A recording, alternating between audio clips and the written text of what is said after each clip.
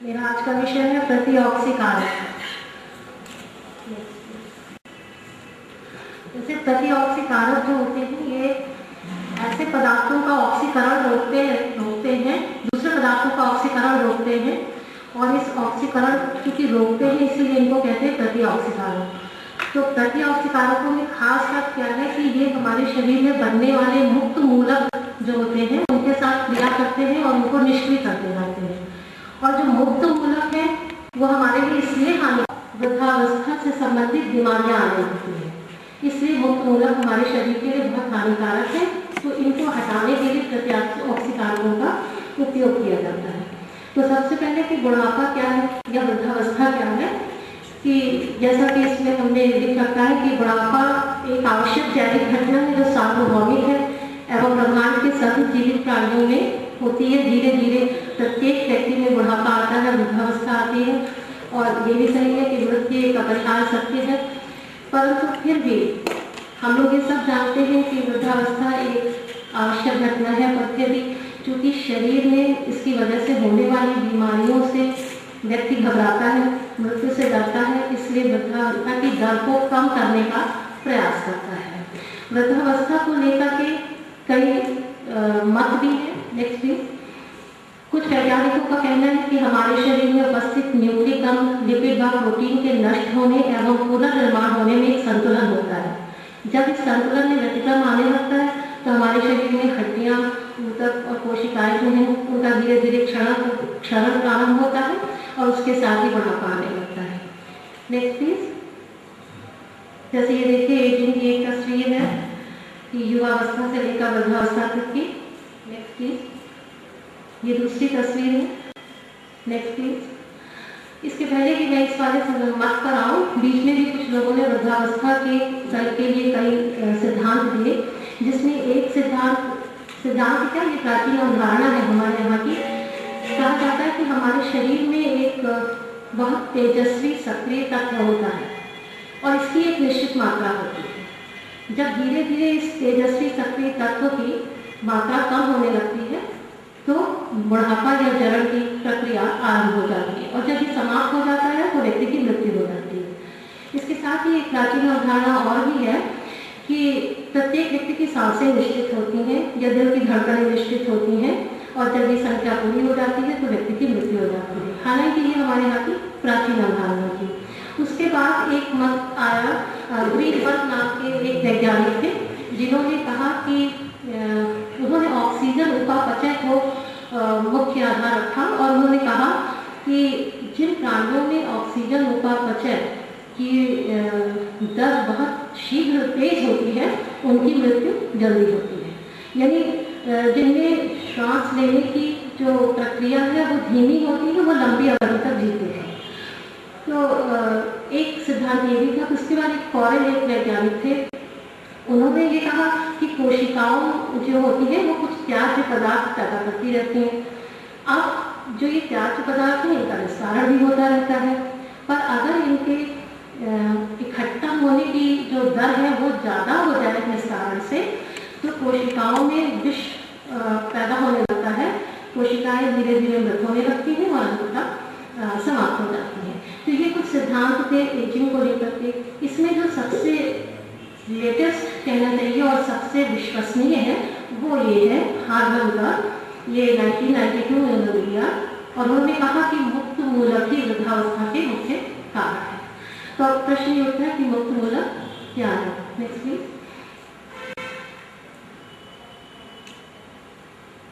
इसके पहले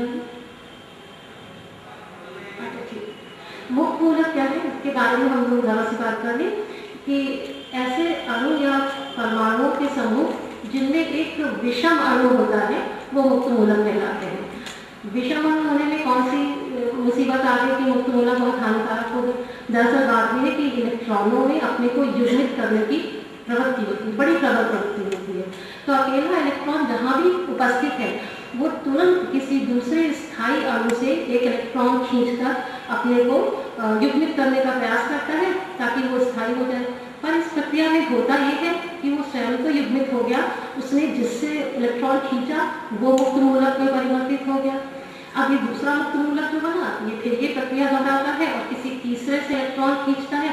इस तरह से मुक्त मूलकों के बनने की जो श्रृंखला आरंभ होती है वो तेजी से बढ़ती चली जाती है, क्योंकि ये रिएक्शन बहुत ही तीव्र होते हैं और ये तभी समाप्त होते हैं जा करके जबकि कोशिका की मृत्यु हो जाती है।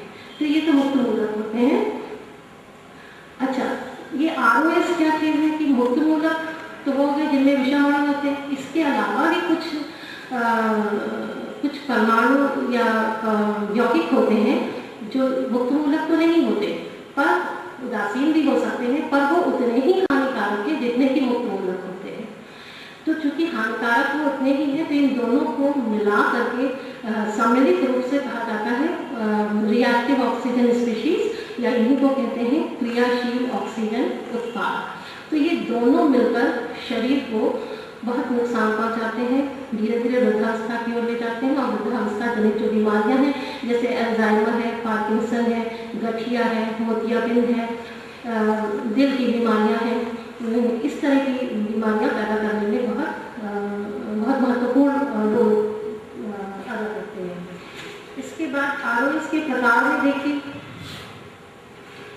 अच्छा, ये कैसे बनते हैं उसके कुछ कारण हमने दिए हुए हैं कि खाद्य पदार्थों के ऑक्सीकरण से पैदा होते हैं। जब विषाणु या जीवाणु शरीर में प्रवेश करते हैं तो शरीर का प्रतिरक्षा तंत्र सक्रिय हो जाता है और जीवाणुओं को नष्ट करते समय भी इनका उत्पादन करता है।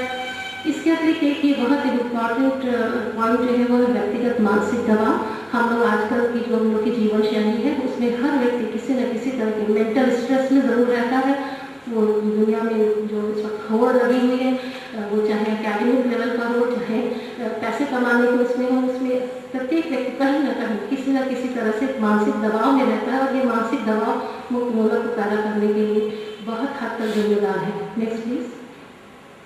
इसके अलावा अधिक वसायुक्त भोजन एवं रेशेदार फलों एवं सब्जियों का कम उपयोग भी इनको कम करने का कारण बनता है। कुछ वातावरणीय घटक हैं जैसे जल एवं वायु प्रदूषण, पराबैंगनी वितरण, सिगरेट मोटर गाड़ियों से निकलता धुआं, कई दवाइयाँ तथा कीटनाशक पदार्थों के कारण भी ये पैदा होते हैं। इसमें एक चीज़ और भी खास बात है कि अत्यधिक व्यायाम भी इनको पैदा करता है। उसका कारण ये है कि अत्यधिक व्यायाम करने में आप 10 से 20 गुना ऑक्सीजन ज़्यादा इस्तेमाल करते हैं और ऑक्सीजन के उपापचय के उपरांत ही ये ऑक्सीजन क्रियाशील उत्पाद बनते हैं।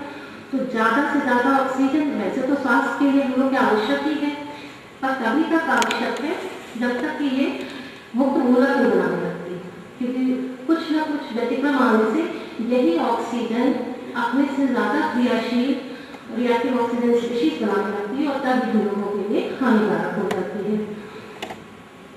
अब ये रिएक्टिव ऑक्सीजन स्पीशीज के प्रभाव क्या क्या हैं, किस तरह से हमारे शरीर को नुकसान पहुंचाते हैं। हम शरीर में जब न्यूक्लिक अम्ल है, लिपिड है, प्रोटीन है, रिएक्टिव ऑक्सीजन स्पीशीज उनसे क्रिया करते हैं, क्रिया करके उनसे इलेक्ट्रॉन्स खींचते हैं, उनको डैमेज करते हैं और उसकी वजह से ये कई रोग हो जाते हैं जिनको हमने पहले भी जिक्र किया।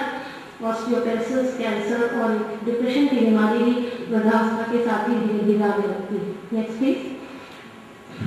प्रतिऑक्सीकारकों की क्रियाविधि अगर देखें तो इनको फ्री रेडिकल स्कैवेंजर्स भी कहते हैं, क्योंकि ये मुक्त मूलकों को शरीर से हटाते हैं। वैसे हमारे शरीर का अपना एक एंटीऑक्सीडेंट मैकेनिज्म होता है कि ये रिएक्टिव ऑक्सीजन स्पीशीज तो पैदा होते रहते हैं, इनसे निपटने के लिए हमारे शरीर में कुछ एंटीऑक्सीडेंट्स जिसको कहते हैं प्रतिऑक्सीकारक पहले से उपस्थित होते हैं। तो ये कुछ स्तर तक तो निपटते रहते हैं, पर जब रिएक्टिव ऑक्सीजन स्पीशीज के बनने की दर बहुत तेज हो जाती है तब ये उससे निपट नहीं पाते हैं। तो ऐसे में फिर दो विधियां हैं इनके जिसके माध्यम से ये रिएक्टिव ऑक्सीजन स्पीशीज से निपटते हैं। वो दो तरह की हैं। Next please. एक है प्राथमिक बचाव, जिसमें हमने कहा कि हम लोग के प्रतिरक्षा तंत्र में कुछ एंजाइम्स होते हैं जिनके नाम लेंगे सुपर ऑक्साइड डिस्म्यूटेज, कैटालेसेस, ग्लूटाथायोन वगैरह।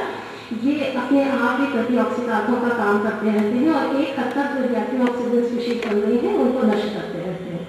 फिर दूसरा ये कि जब ये अब हमारे शरीर में पहले से उपस्थित प्रतिऑक्सीकारक अपना काम नहीं कर पाते हैं, उनकी मात्रा कम हो जाती है रिएक्टिव ऑक्सीजन स्पीशीज की तुलना में, तब हम लोग को बाहर से लेना पड़ता है। और देखिए जो बाहर से ले जाते हैं, जैसे कर्क्यूमिन नाम का एक प्रतिऑक्सीकारक है जो हल्दी में या पाल्सरीन काली मिर्च में है, लाइकोपीन टमाटर में है, और विटामिन ए, सी और ई आदि ये सब जो है ये प्रतिऑक्सीकारक का काम करते हैं, ये हमें बाहर से लेने पड़ते हैं। Next please, next please.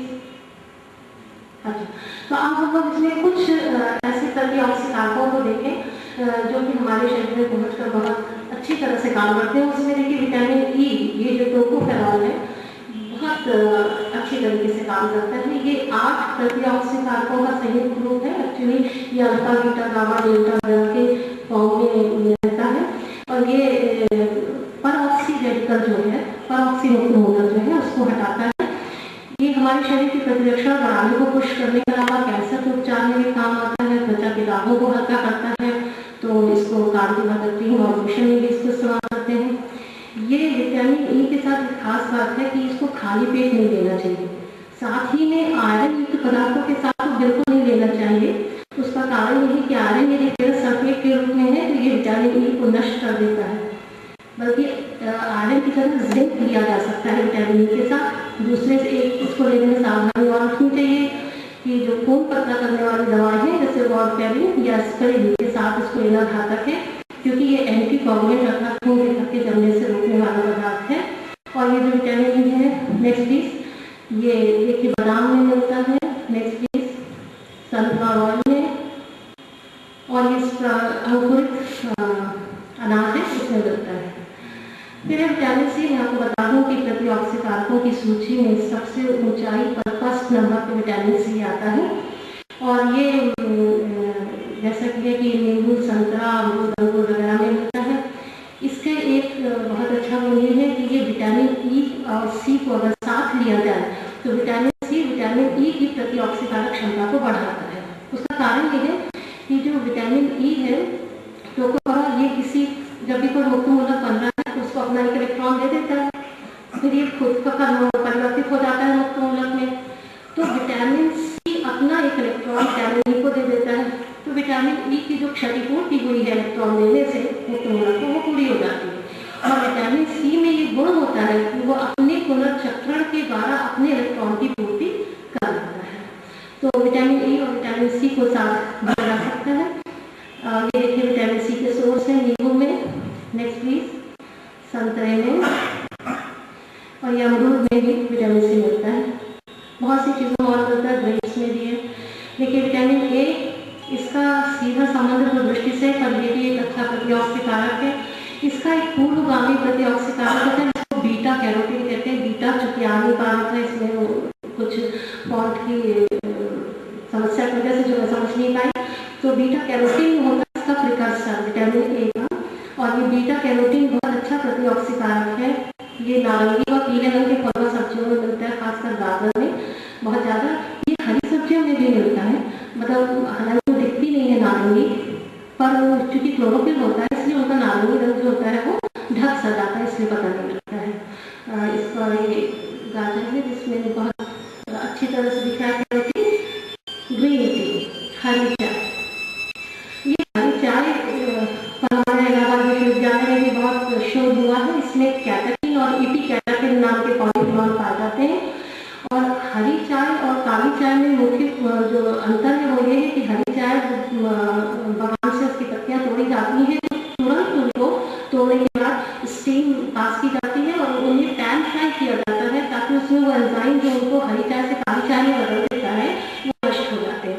तो हम लोग ये कह सकते हैं कि जो काली चाय है वो फर्मेंटेड है और हरी चाय जो है वो फर्मेंटेड नहीं है। और एक कप हरी चाय की प्रतिऑक्सीकारक क्षमता एक कप काली चाय से कई गुना ज़्यादा होती है। नेक्स्ट प्लीज, ये हरी चाय है। टमाटर, लोग सभी जानते हैं इसमें लाइकोपीन नाम का एक प्रतिऑक्सीकारक होता है।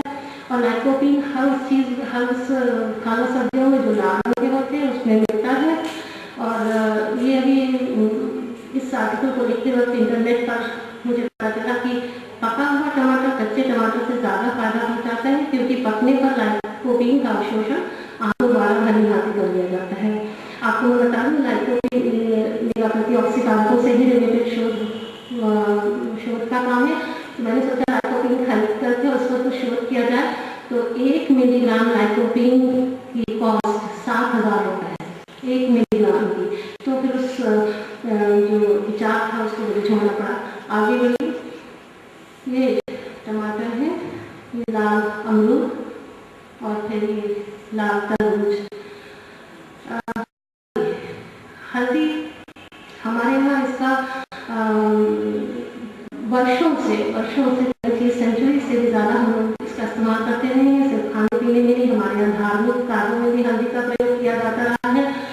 और आपको बता दूँ, पिछले 3 साल में हल्दी पर 1700 पेपर पब्लिश हुए हैं। हल्दी के में ये जो प्रतिऑक्सीकारक है कर्क्यूमिन, इस पर इतना काम हुआ है, शायद इससे ज़्यादा काम अभी तक किसी और फलों सब्जियों के किसी भी प्रतिऑक्सीकारक का नहीं हुआ है। इसको वंडर ड्रग या जादुई औषधि के नाम से भी बुलाया जाता है। लगभग जितनी बीमारियां बुढ़ापे से संबंधित हैं, ये सबके लिए इस्तेमाल होता है। वो चाहे जो भी हो, मैंने यहाँ बहुत कम सी दिखाई है। मधुमेह, मोतियाबिंद, जोड़ों के दर्द, ट्यूमर, कैंसर आदि, कोलेस्ट्रॉल को कम करता है।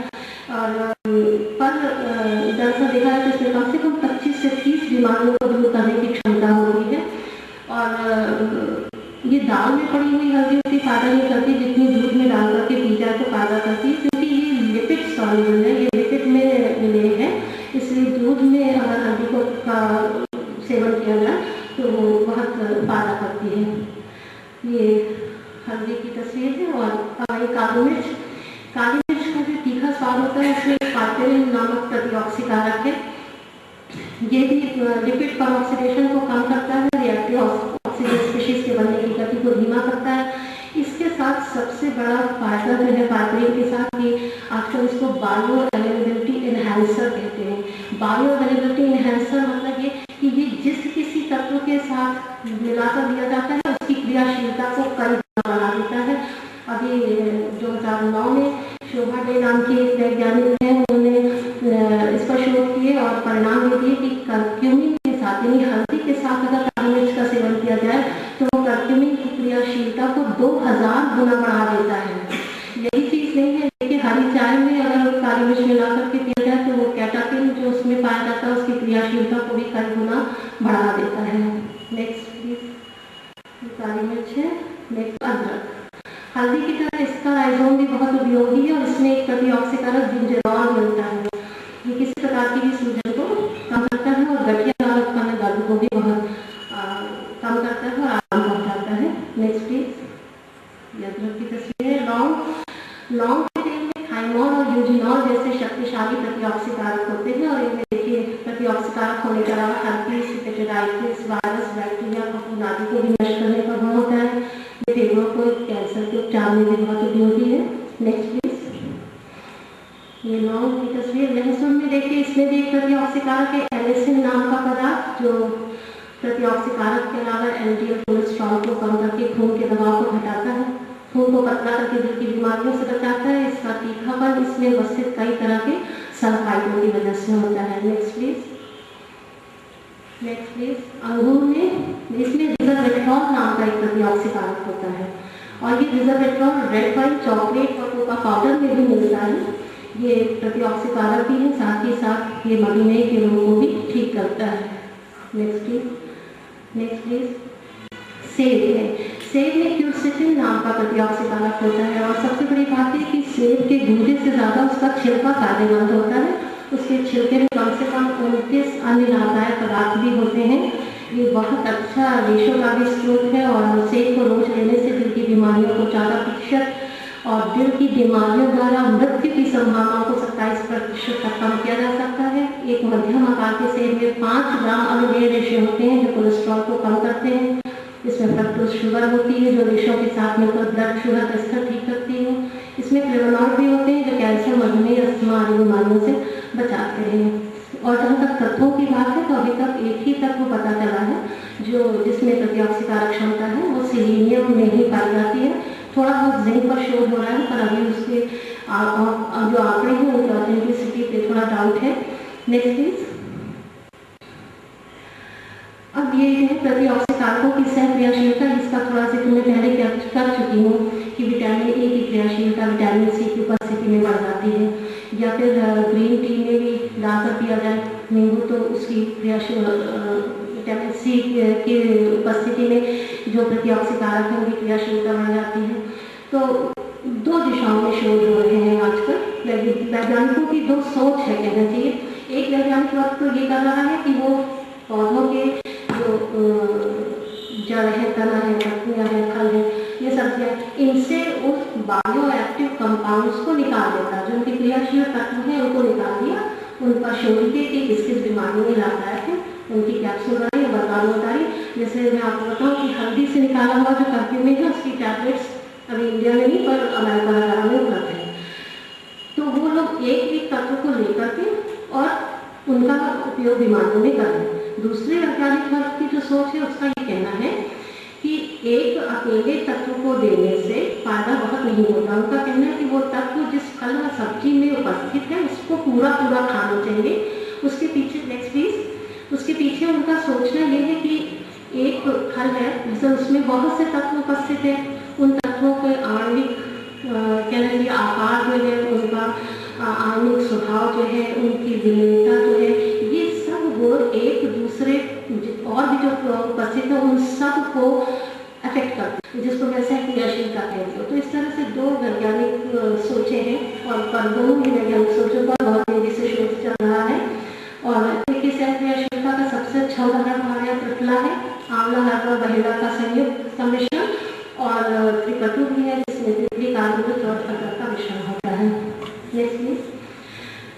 अभी तक जो हमने बताया आपको प्रतिऑक्सी कारकों का कि हम लोगों के लिए किस तरह से लाभदायक है, तो कुछ प्रतिऑक्सी कारक ऐसे भी हैं जो खाद्य पदार्थों के संरक्षण में जिनका उपयोग किया जाता है, जिसमें सबसे ज़्यादा स्कॉर्बिक एसिड है E300 और टोकोफेरॉल भी।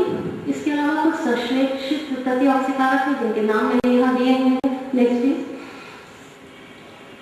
इसके अलावा ये जो खाद्य पदार्थ होते हैं इनको ऑक्सीकरण, तो ज़्यादातर ऑक्सीकरण होने से ही पदार्थों का जो होता है, जो स्वाद होता है या उनको खराब होते हैं, तो उसके ऑक्सीकरण को रोकने के लिए ही उसमें एंटीऑक्सीडेंट मिलाए जाते हैं। तो इनको मोर डिब्बों में रखते हैं, अंधेरे में रखते हैं। कई बार फलों पर बहुत पतली मोम की परत चढ़ा देते हैं, खासकर सेब पर आप देखेंगे कि अगर आप उसको थोड़ी देर के लिए गर्म पानी में रखते हैं तो एक अजीब सा उसमें से तरल पदार्थ सा निकलता है, तो वो उसकी ऑक्सीकरण की प्रक्रिया को रोकने के लिए ही किया जाता है। और दूध से निकाले गए लिए भी एथिल करते हैं, पर अभी जो रिसेंट रिसर्चर्स हैं उसमें उन्होंने कहा है कि ये संश्लेषित ये प्रतिऑक्सी कारक हैं, जैसे कुछ एक कार्सिनोजेनिक है, यानी जो कि कैंसर को प्रोड्यूस करते हैं। Next please. और अंत में हिप्पोक्रेट्स ने 400 BC में कहा था, आपका भोजन ही आपकी औषधि हो और आपकी औषधि आपका भोजन हो। Let your food be your medicine and your medicine be your food. मुझे लगता है कि ये शायद सही होगा।